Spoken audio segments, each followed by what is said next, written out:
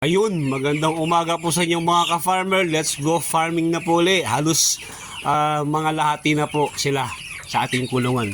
Ito lang po, konti lang, kalahati na sila. Ma-occupy na po nila.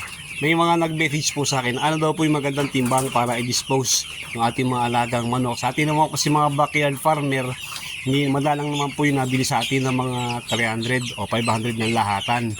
Kadalasan po yan, may mga reseller na bili 50 pieces, 100 pieces, 70 pieces. Paano ko na po hinakata yun? Meron po akong plucker na ginagamit, yung po ibang dresser po ba. May dresser akong ginagamit, kaya maski mga 50, 100, kaya ko pong i-dress. Dalawa lang kami ng misis ko. Pag mga 100 piraso po, kaya ko mga 4 hanggang 5 oras.